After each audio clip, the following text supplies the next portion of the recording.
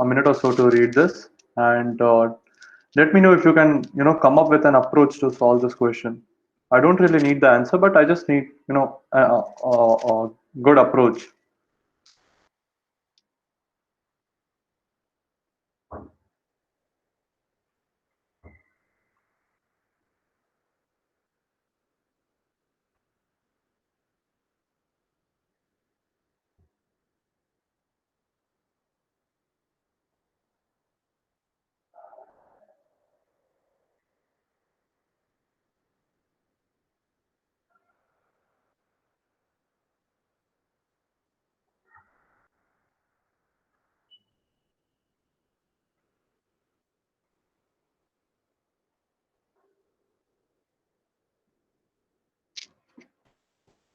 Yeah.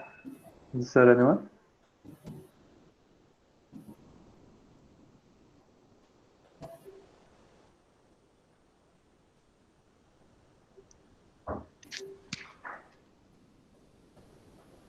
We can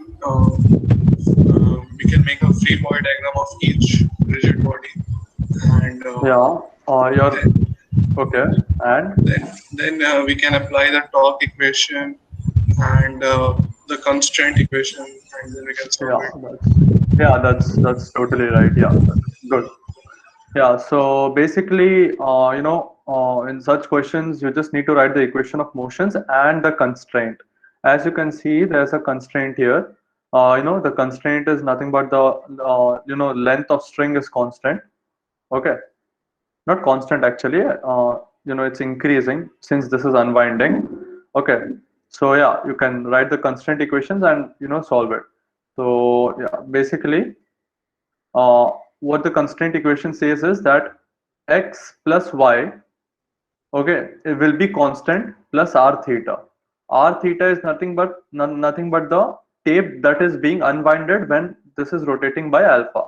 Okay, so if you differentiate it twice, you will get x double dot plus y double dot is equal to r theta, theta double dot. So yeah, so basically r theta double dot is the, r alpha of this body, and a is the acceleration of small mass, and capital A is the acceleration of big mass. I just considered all of them to be down. Okay, the acceleration to be down.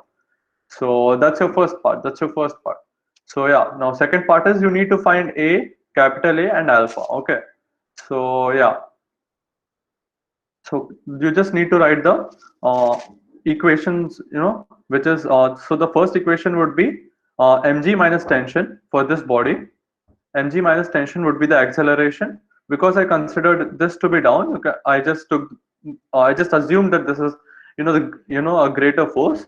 In case if it is going up, I'll just math will do the job for me. I'll get the acceleration as negative. Okay. So similarly for here, I wrote mg minus tension is equal to m capital A, and then I wrote the torque equation, which is tension, tension cross R is equal to I alpha. Okay, and then I just substituted this torque. Okay, I just substituted the torque in this equation. Sorry, the tension in this equation and in this equation. And basically, if you put this three in equation one and equation two, you will get the equation of form C1A plus C2A is equal to C3, C4A plus C5A equal to C6. So yeah, two equations, two variables, which is A and capital A. You can find that out, right? So basically, if you have any doubt in this, you can say me. Uh, is there any doubt in any of the equations? So the tension will be same for both the threads. Yeah, the tension is constant. It's a single string, right? So tension is always constant. Okay, sir. Yeah. If it was not a smooth pulley, then the two would have been different, right? Yeah. That's right. Yeah. Then the Okay. friction would come into play. And also one thing about this convention. So here we are assuming that the theta is clockwise positive, right? Yeah. In the way you have solved. Okay, because total length of the string would be x plus y plus r times theta would be a constant, right? So when you write x plus y equal to constant plus r theta, you're assuming that theta would be positive in the clockwise sense. Yeah. Yeah, like we can assume it that way, and in case the theta is not positive, you'll just get a negative, value for Yeah. alpha. So Right. math does this job for you.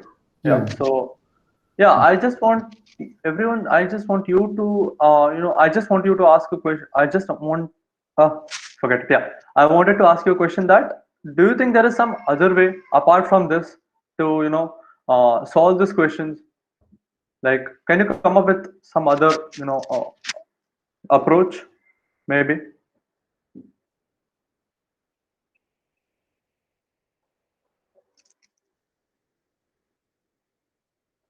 Yeah, you can just guess an approach. It's okay if it's wrong. So we can write the energy equation, I guess, and then differentiate it. Energy So equation of what? Okay, okay. that, Nice. I didn't really try that. So basically, you'll have to involve the work done by gravity, right? yes. Oh, okay, all right. Yeah, but okay, okay. I just want you to ask. Do you think there will be any work done by the tension as a force in this case? No, sir. No, sir. Because Okay, it's an so internal force, that. yeah, that's a really good answer. Yeah, so tension won't be doing any work because it's an internal force. But in the later questions, you'll come to know that internal force isn't the only condition that is required for the work done to be zero. But in this case, yeah, tension is an internal force and it isn't doing any work. So the new approach would be that work done by tension on point A and point B would be zero. Okay, so that also means that the net power, which is nothing but work done multiplied by time, would be zero. So yeah, so tension into V1 is the velocity of this, which I considered it to be down, plus tension into V2, which is again the velocity of this, minus r theta dot. Because at this point, the velocity of this would be V2 minus r theta dot. Okay, so that would be zero, which would be V1 plus V2 is equal to r theta dot, and which is nothing but your x1 dot plus y1 dot equal to r theta dot. Yeah, so you can again differentiate it and you will get the same equations. Okay, so yeah, the work is being done on point A and point B. So I'll come back to the conditions, which is required other than it being internal force. Okay, so yeah, that's it. So let's move on. If you have any doubt, you can ask me, or else I'll move on to the next question. So yeah, this is a really nice question. I'll give you a minute or so to read it.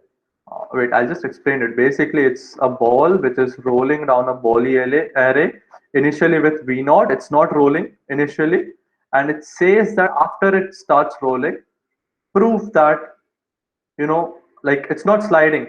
This is case one, the initial case, and this is the final case. Now it's rolling purely.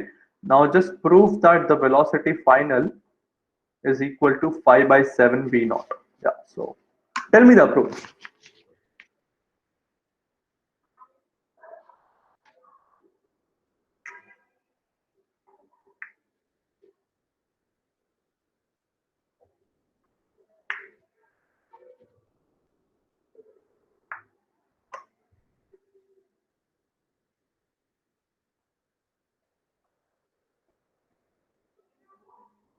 Come on, guys, it's an easy question.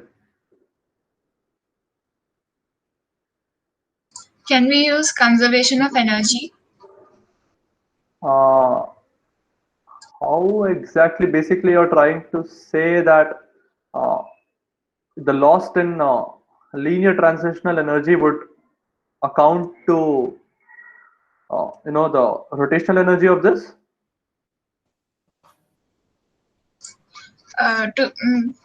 In the beginning, it is only kinetic energy, and Yeah. then in the final state, it is both. I don't know, but Okay. translational and rotational. Okay, yeah, that's a good try. But then, yeah, see, energy conservation you can apply an energy conservation only when there's no dissipating forces that are acting, or there is no external work being done. Here there is friction. Okay, so you are losing energy. the friction is causing you a loss of energy. So yeah, you cannot apply energy conservation. So Okay. if you still have any doubt, you can ask me. Yeah, so due to friction, which is doing some work on this, and yeah, you cannot apply. That's it. Yeah. So is there anything that you can apply?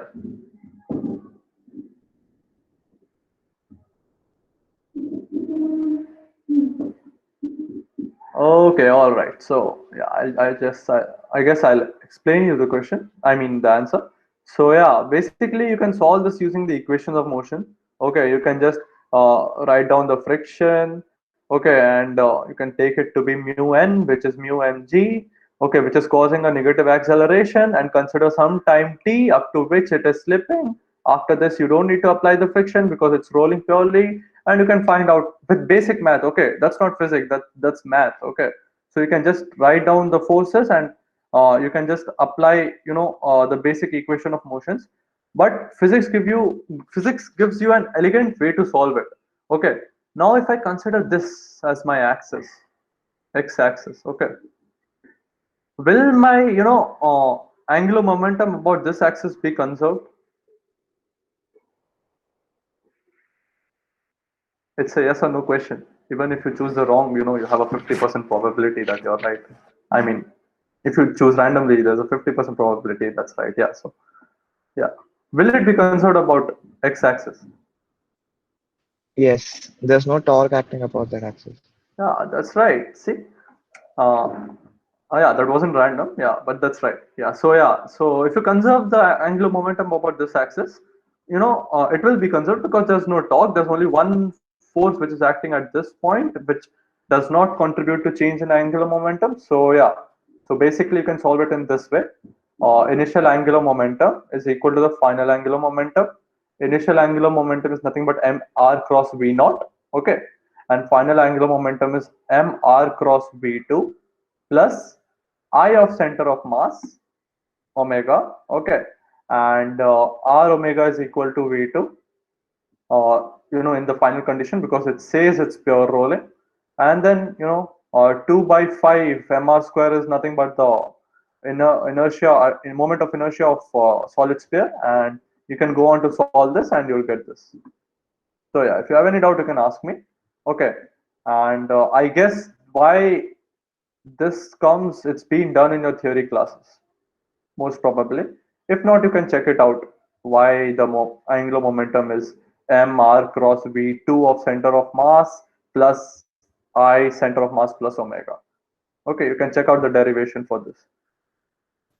But most probably it's been done in your theory Table classes. 6.1 from your Kepler and Kolenkov, that's actually has a list of formulae where you'll be able to see this particular result.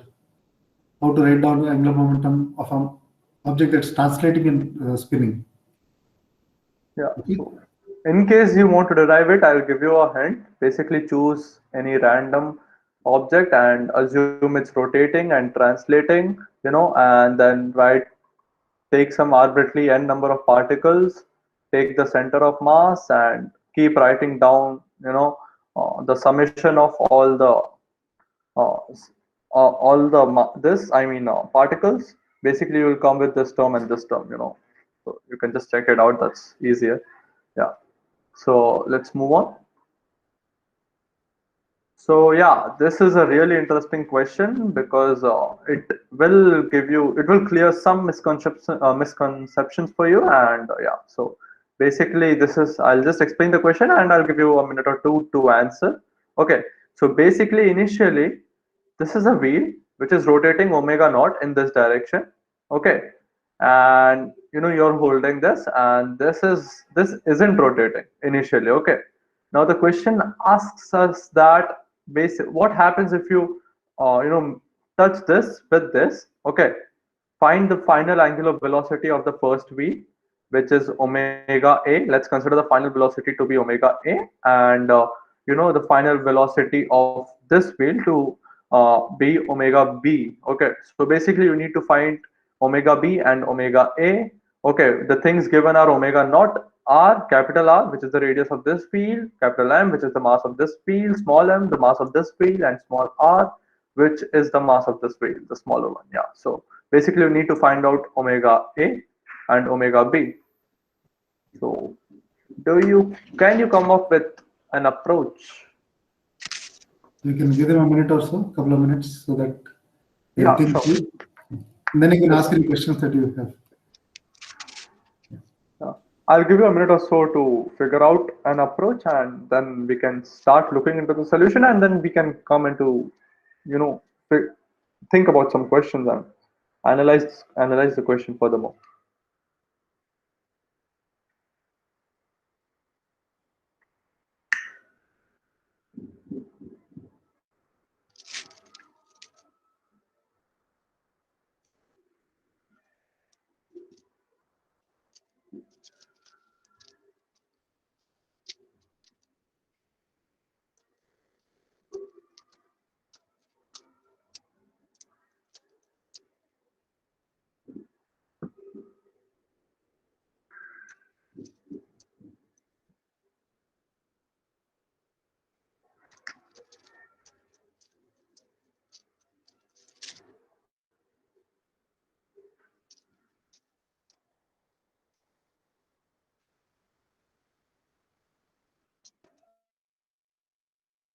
What do you think will cause the,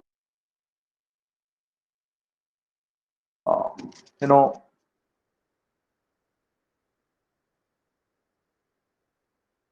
what forces are causing the change?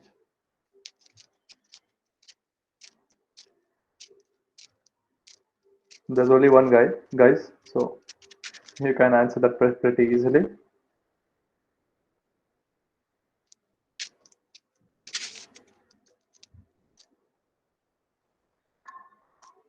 No. Obviously, the friction between these two, right? Okay, yeah.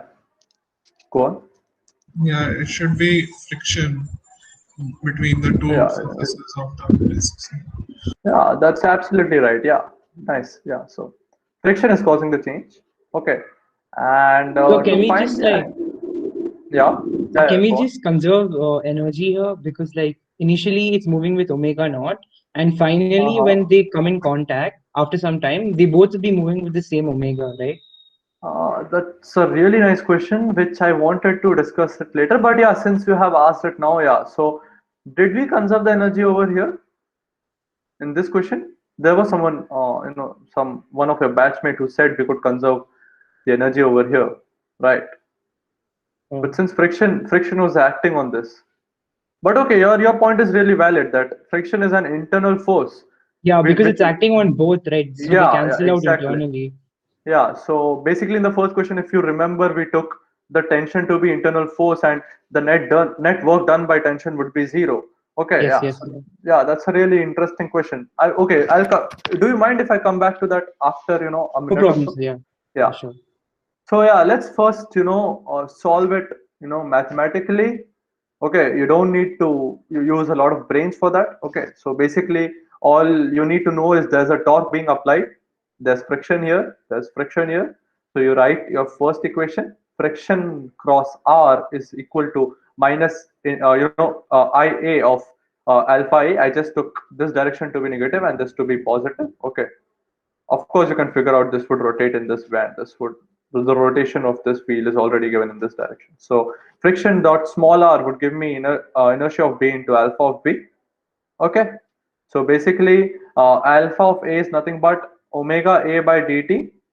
Okay, change in, okay, wait, I shouldn't use omega A. I'll just use omega, yeah.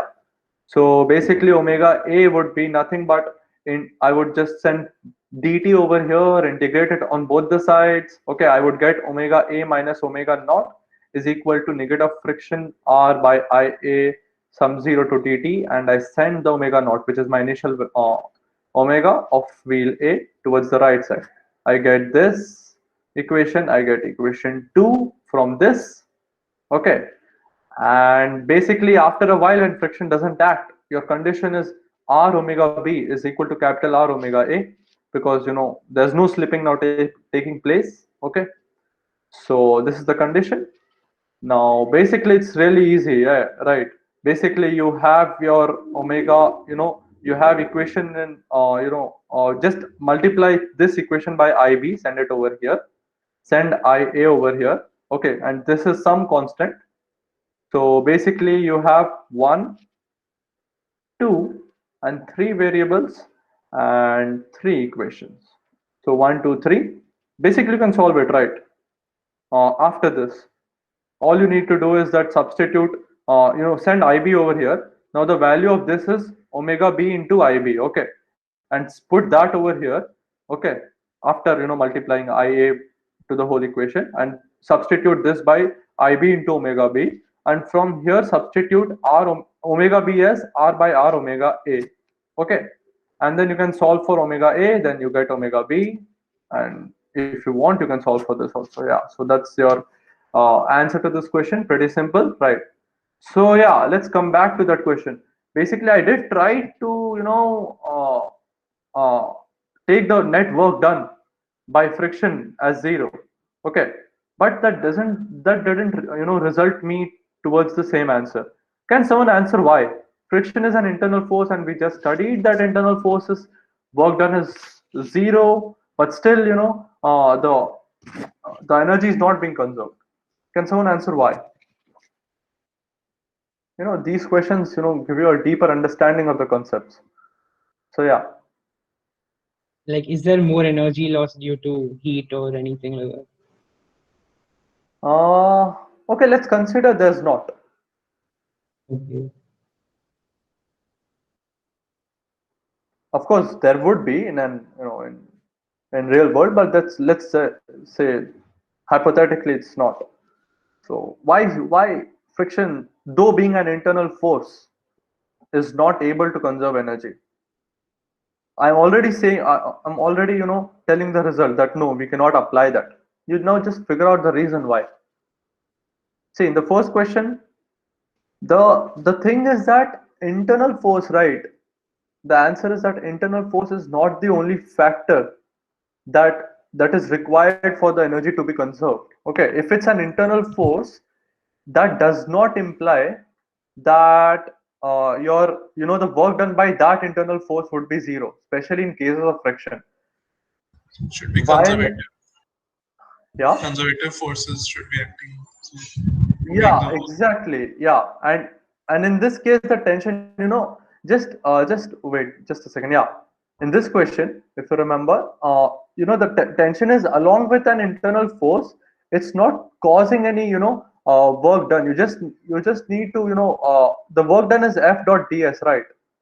So if you take it, if you remove the value of these systems, okay, so the tension here wouldn't be accounting for any work done, because tension along with being an internal force, it's not causing any relative motion. While in friction, in this question, just a second, yeah, in this question, there is a possibility that friction is causing a relative motion. Basically, omega b, it's making this rotate more than this, okay. So yeah, internal force is not the only factor that accounts for this. You can check it out with those standard problems wherein mass, this is some mass m, this is some mass m2, there is friction over here mu, okay. And you can check it out, though friction is being, let's say this had a velocity v naught, the smaller mass m2. And yeah, so basically you can check it out with these questions, that the friction, though being an internal force, okay, so yeah, that internal force is accounting for some work. So if you want a short trick, maybe I would say never try to conserve energy when there's friction, okay. Friction is not a good thing to conserve energy with, okay, though even if it's an internal, friction is an internal force in the case. So yeah, you do not conserve energy with friction. So yeah, that's it.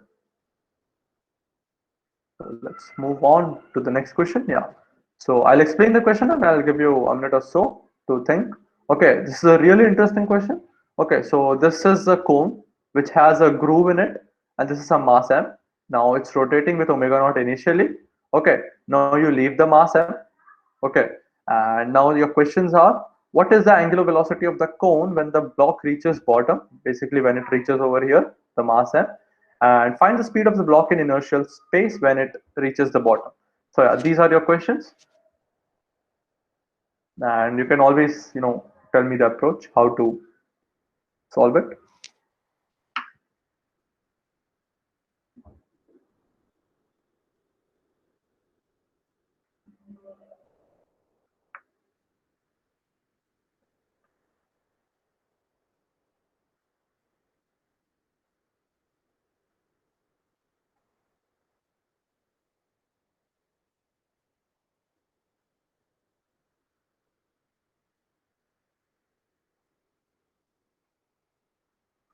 Okay, what can be applied over here?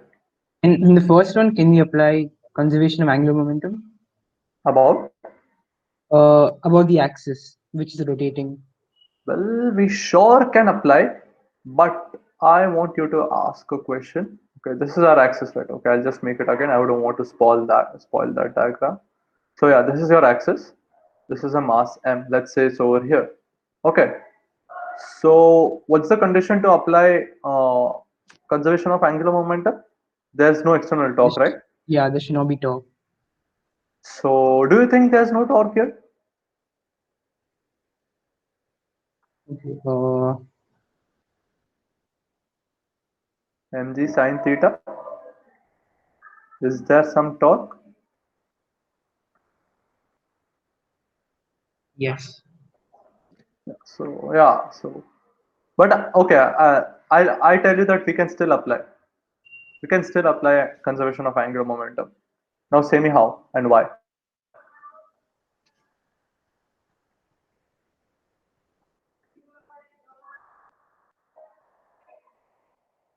Okay, fine. So okay. Now there are two objects. Okay, forget this question. There are two objects. Okay, this is moving in x direction with some velocity. Okay, this is at rest. Okay.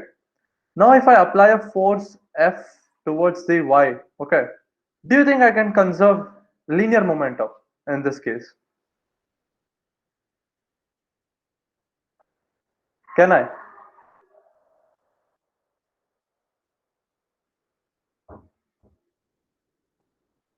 Come on, guys.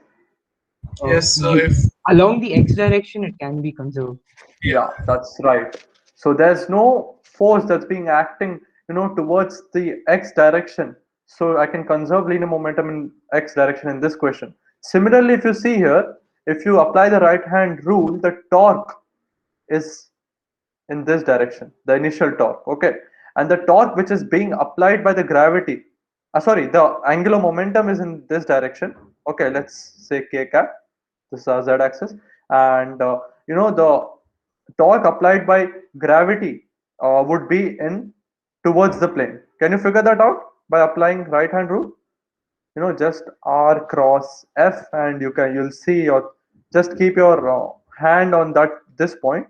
Okay, and put all your four fingers, stretch your four fingers towards this point, and then apply then turn your all your four fingers towards the direction of gravity. You'll come to know that the torque is being applied in towards the plane, which is perpendicular to k axis inside the plane. Okay, so this is your k cap, and this is your torque being applied in this direction, x y. Yeah, so this is y, so somewhat like this. Okay, so basically you can conserve angular momentum along this direction because there's no torque that's being applied in this direction. Okay, so that's your first part. So basically that's quite easy. So I naught omega naught is equal to I naught omega f plus I dash omega b. Okay, so omega f, sorry, final omega. So now you need to take the torque. Initially it was the distance of this mass with the axis was 0, so there was no inertia. Now there is some inertia, mr square, right? So omega of final omega would be equal to I naught omega naught. Simple calculation. I think you can come from here to here. I just took this common and sent it to the denominator. So yeah, that's really good. So now let's solve me this question. Okay, I guess I'm running out of time, and okay, so I'll just solve this question for you. It's really easy. We need to find the speed of the block in inertial space when it reaches the bottom. Okay, so basically we can apply energy conservation. Okay, So initially the ball was over here. Okay. Now consider the ball and the cone to be two separate entities. Okay. So now initially the potential energy of the cone would be mass, center of mass of cone, GH, plus potential energy of this ball would be mgh. Okay, h is given. Okay, h is some h center of mass over here. I don't know where the center of mass is, it doesn't matter. Okay, so because finally also the center of the height of center of mass of cone wouldn't change, so this and this term would get cut. Okay, so there's a ball which has initially a potential energy of mgh, and there is rotational energy initially of the cone, just the cone. Okay, since I have chosen the axis to be this, there's no inertia of the ball is not accounting to the inertia. So now then the after a while when it reaches down, the final velocity of the block would be in this direction, right? There is some omega to it, and there is some this velocity in this direction, and the resultant velocity would be somewhere over in this direction. Okay, plus I naught omega of f. Okay, since I've considered these two to be two separate entities, the block and the cone, so I took the rotational energy of the cone now and the kinetic energy of the block. Okay, so give it a while and think how elegant this solution is. Okay, how elegant this solution is, because I just considered them both to be separate entities. Okay, and I didn't consider the rotational kinetic energy of the block. I just at this moment I just considered that it's moving in this direction with some velocity vf. You get the point, right? Why I did so? Why I didn't consider the rotational energy of this block? Because if I had to consider, I would need to take this rotational energy plus this kinetic energy. It would be a lot hectic for me, and the question is asking the final velocity of the block. So yeah, so basically now if you solve this, substitute omega f over here, and you'll get final velocity as this. Okay. So I just So can you repeat that point? Why you didn't take the rotational energy? yeah, sure. See, it is rotating. Yeah, right. But okay, just consider these two to be separate entities and remove this cone. Do you think it would still rotate? It would move in this direction, right? V of f. Yeah. So if I consider the ball and the cone to be two separate entities, can I say the ball is moving in this direction Okay, so in you're V taking f? Yeah. a resultant. Yeah, resultant vectors of two velocity. Yeah, right. Okay, So okay. this is Got it, got it. basically what you're saying is totally right. I can consider that to be rotational kinetic energy plus the translational energy of the block. That would yield me the same results. But then if I take it directly, because the question is asking for the final velocity, so that would be really elegant. Okay, so yeah, this is the magic of physics. So did anyone of you do this question? Like even attempt it? Also, did you solve this question till the end?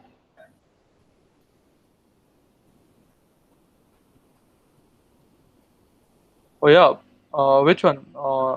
Karthik, you can unmute and speak because I cannot check often here. So yeah, which one did you do? Yes, I replied to the question you asked if it was visible or not. Which one? This one? The one on screen? No, sir. My message was to say that your screen was visible. Oh, okay, all right, okay. Yeah, okay. That's okay. So yeah, okay. The previous question is quite interesting. This is so I'll just begin, to solve this question, and I'll quickly finish it off. Okay. So basically, I said there's a plank. Okay, so there's a plank. Its length is 2L, and all we need to show is that this plank loses contact with the wall. That is to say, the force due to wall is 0 when y of center of mass is equal to 2/3 of y naught. Okay, so we need to prove this. So basically what we are doing in this question is that we are exploiting the constraint equations to get to our results. Okay, so it's just a lot of math. Okay, so let's begin to understand how it is done. Okay, so basically you can write the coordinates of center of mass as x center of mass and y center of mass is equal to L cos theta and L sin theta, because this is theta, this is 2L. If you take the cos theta, this would be 2L cos theta and halfway would be L cos theta. Similarly, L sin theta. Okay, so the constraint equation is this, that x square plus y square is equal to L square, Pythagoras. Okay, so differentiate x dot once, you get this. Differentiate y dot once, you get this. Okay, so now they ask that when will it lose contact for the first time. So yeah, so f due to the force due to wall on the plank will be 0. So since there is no force towards this direction, okay, so there won't be any acceleration in the x direction from that point. Okay, so x double differentiation of x would be 0. Okay, so double differentiation, you can just differentiate it, you will get this result. Okay, and then you get this as a result. Okay, this relation as a result, this. Okay, so now you need now you can write the energy equation. Energy will be conserved. Okay, so I mean the work done due to gravity will be equal to the rotational kinetic energy plus translational kinetic energy of this rod. So yeah, so initially uh, the center of mass is at y naught. Okay, so mg y naught is equal to mg y is the new height. Okay, and I half I theta square, theta dot square is the rotational kinetic energy, and this is the translational kinetic energy plus the transitional kinetic energy in x and y direction both. Okay, and basically this will give this. So we can ask a question. This I is about what point? Student, let them answer. Yeah. In this formula, mg y naught equal to mg y plus the kinetic energy of the system, and the kinetic energy of the system is the translational kinetic energy of the center of mass, which is half m x dot square plus y dot square, plus the energy trapped in its rotation. Okay, so half I omega square. So omega square is the spin about its center of mass, and how is omega related to theta is my question. And what are we talking about here? This I that he has written down. What is this I? About what point? Please think and let me know.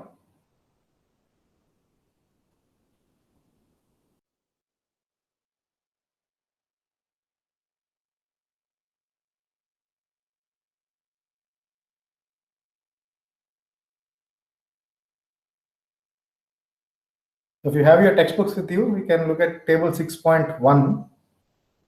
Okay, where you can see this formula that if a motion involves translation of center of mass plus rotation about the center of mass, then the total kinetic energy is split into the translational kinetic energy plus the rotational energy of the system. Okay, so half I theta dot square is the rotational energy. So how is theta connected with the spin of this plank? That's one question. Second is, what is this I here?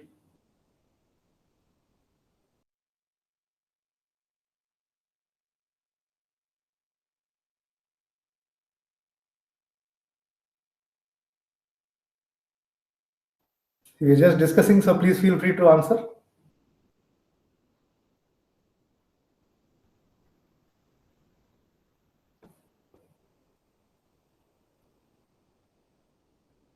So I is the moment of inertia about its center of mass. Okay. If you look at table 6.1, you'll see how this formula comes about. Okay. This I refers to the moment of inertia about this center of mass. Okay. Its length is 2L, so it's 1/3 mL square. Okay. Yeah. You may please proceed, Amish.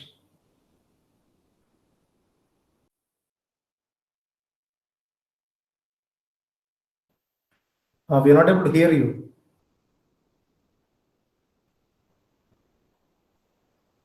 Amish Gupta?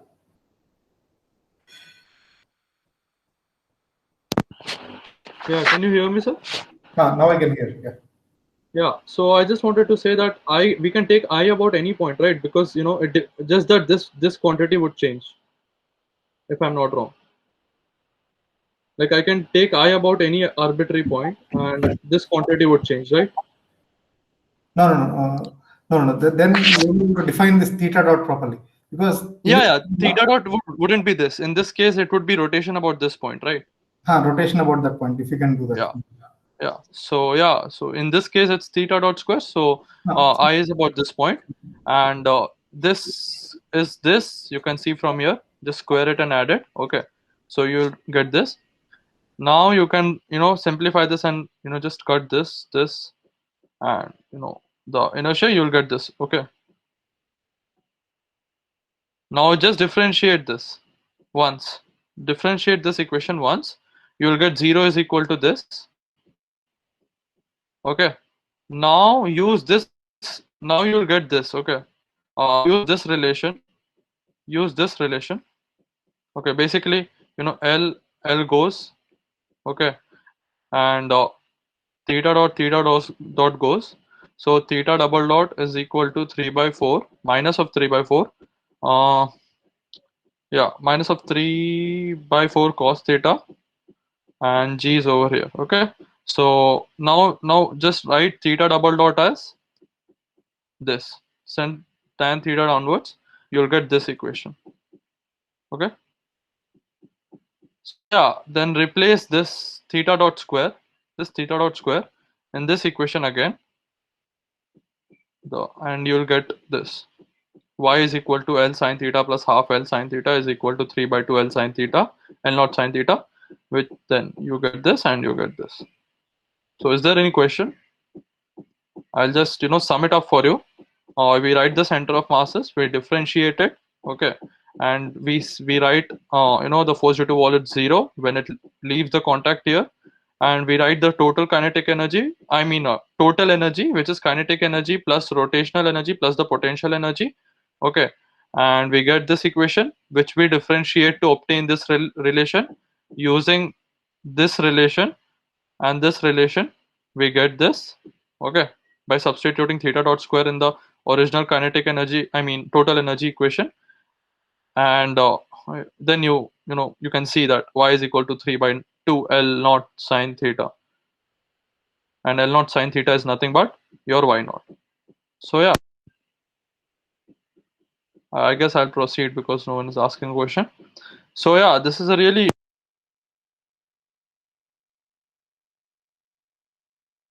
tell me what's happening. Okay, see, I'll zoom it in for you. Okay, so this is the wheel and this is the spike, and it's like this. Okay, so yeah, I hope that gives you a better picture.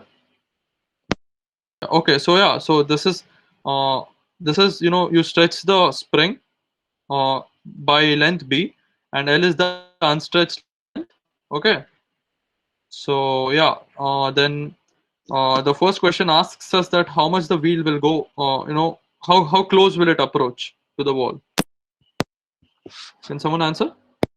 Just tell me what's happening.